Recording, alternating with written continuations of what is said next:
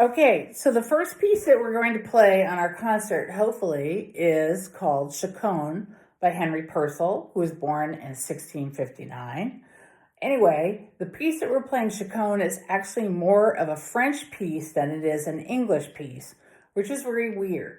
So what you see on your page is not the way we're going to play it. In Purcell's time and Louis XIV's time, which is the Baroque period, the music is not notated the way it would be played. It's kind of like jazz. And so you're just going to have to look at the pencil markings I put in your music and do what it says. Okay, so the first thing is to know that you're going to be playing at the Frog all the time.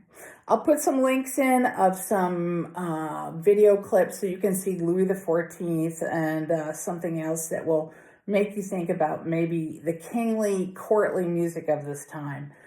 But the first thing to practice is this bowing. And I'm going to play my A for you right now so you can hear it. And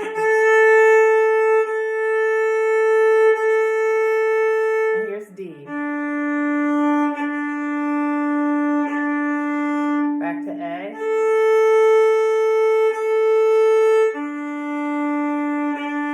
And that's all I'm going to worry about right now. Okay.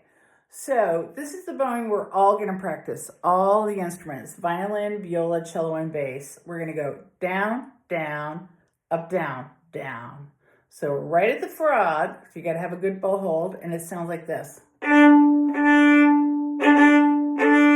Even though that's not how it's notated in your music. Ready, set, go. Go. Again. Go. Okay, so basically the dot means to lift. So you're going to recover back to the frog and go up bow again. Frog. It is not. There's no accent on the up bow at all. The down bow is what we call buono, meaning good. In the Baroque period, that's what it meant.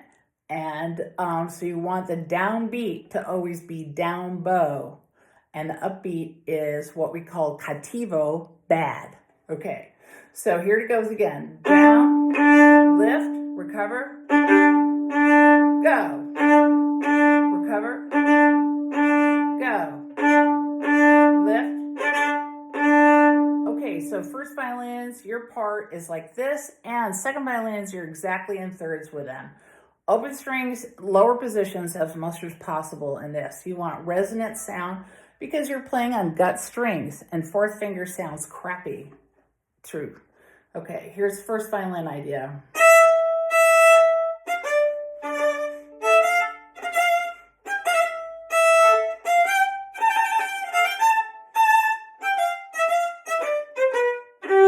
That's the first phrase, and that tells you a lot. That was not perfect. I'll do it again.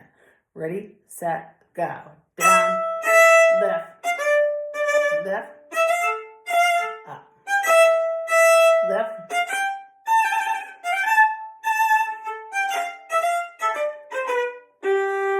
Okay, so here's the thing, is that I played some trills that were not necessarily notated, but they should be there. That's the style.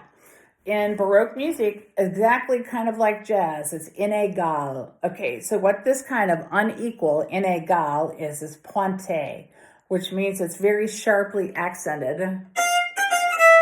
For example, in measure 7.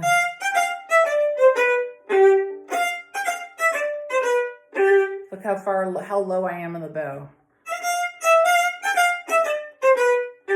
Okay, for cellos and bass, that means something else to you because you have the theme that pulls us along all the time. Yeah, let me see. This is obviously a low production cost. Okay. Okay, so cellos and basses, you have this bowing.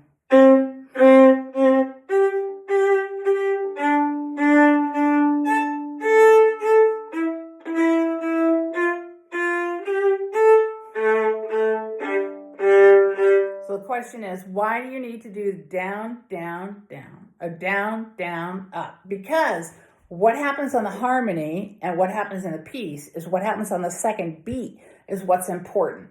Okay, it's kind of like a saraband, and you may or may not know violins. A saraband in the Bach unaccompanied suite.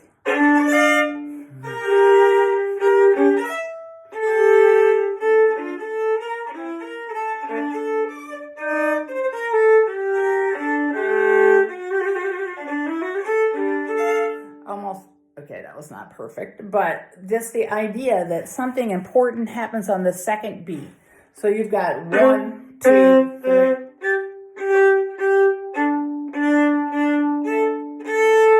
So stay in the lower half of your bow, and that is your friend. Okay.